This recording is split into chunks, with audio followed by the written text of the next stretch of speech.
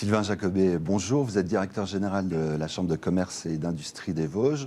On vient d'inaugurer la nouvelle halle plasturgie, en tout cas les nouvelles machines qui sont animées là par les étudiants, les apprentis. Le secteur de la plasturgie est un secteur en difficulté aujourd'hui. On l'a vu avec la sous-traitance automobile. Et pourtant, vous continuez à investir. Quelles sont vos motivations ?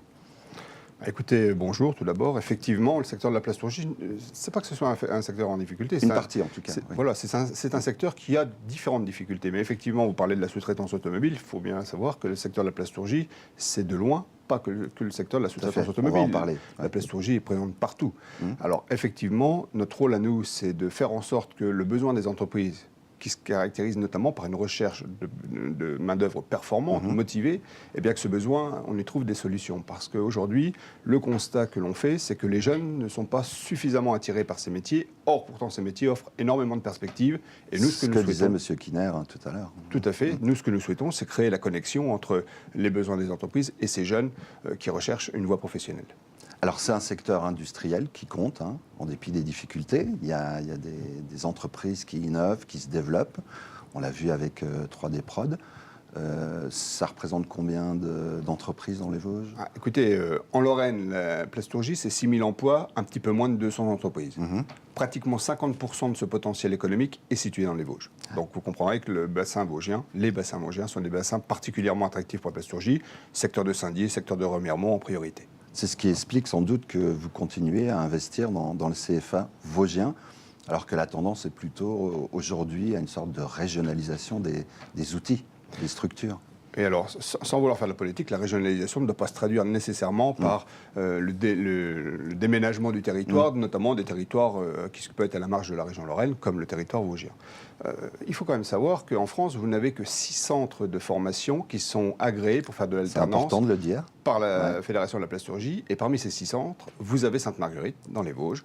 Et ça, depuis 1994. Oui, c'est ce que j'allais dire, ça a une histoire. Tout à fait, c'est une longue histoire. Et nous avons effectivement de nombreux apprentis qui sont passés par cette formation. On disait dans leur reportage, c'est plus de 500. Tout à fait, complètement. Ouais. Et les résultats de la formation sont probants. Les résultats du positionnement ensuite des jeunes en entreprise est probant. Donc on ne voit pas pour quelle raison il n'y aurait pas toute légitimité à faire ces formations sur Sainte-Marguerite dans les Vosges. Alors on y forme à quel diplôme ?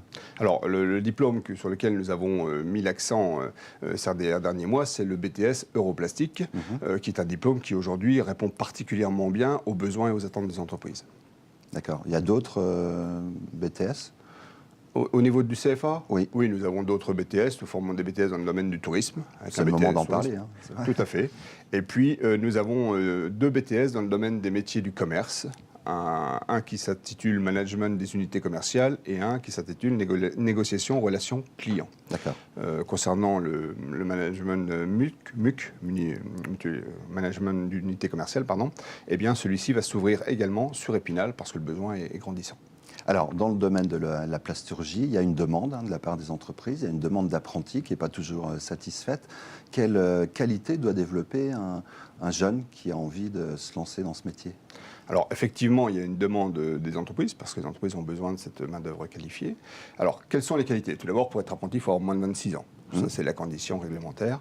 Ensuite, c'est vrai qu'on a plutôt des jeunes qui ont un profil scientifique ou technique, puisque l'on va vers des métiers industriels et technologiques. Mais vous savez, le rôle de notre centre de formation, c'est de leur apporter les compétences, le savoir-faire. Mais ce que l'on attend avant tout d'un jeune, et ce qu'un chef d'entreprise va attendre d'un jeune en situation d'apprentissage, c'est le savoir-être. C'est un jeune qui soit responsable, qui soit autonome et qui ait l'envie. Et je crois qu'à partir du moment où le jeune est dans cette situation, nécessairement la réussite sera au bout du chemin. Et quand on dit jeune, c'est hommes et femmes. Tout à fait, ce sont des métiers qui sont tout autant ouverts à des hommes qu'à des femmes. Et d'ailleurs, notre volonté, c'est essayer de faire passer ce message, notamment auprès des jeunes filles, puisqu'il y a de belles carrières à faire pour elles dans ces métiers-là. Alors, est-ce que la voie de l'apprentissage est vraiment intéressante pour l'entrepreneur et le jeune ? Est-ce qu'il y a des débouchés ? réellement? Écoutez, nous, on a l'habitude de dire que c'est une voie d'excellence. Alors, pourquoi une voie d'excellence? Tout d'abord parce que vous avez des jeunes qui, lorsqu'ils arrivent dans la situation professionnelle, ont déjà connu, puisqu'ils ont eu un statut de salarié, ils ont connu une expérience professionnelle, ils ont été dans l'entreprise, ils ont vécu l'entreprise, donc ils sont tout de suite adaptables à l'entreprise. Et si on regarde les statistiques des jeunes qui sont passés par nos écoles, 85% sont immédiatement en emploi à l'issue de leur formation. Donc ça montre vraiment la réussite de ce système. On va rester sur ce chiffre. Sylvain Jacobet, merci pour toutes ces précisions et à bientôt pour un nouveau rendez-vous d'Esprit d'entreprise.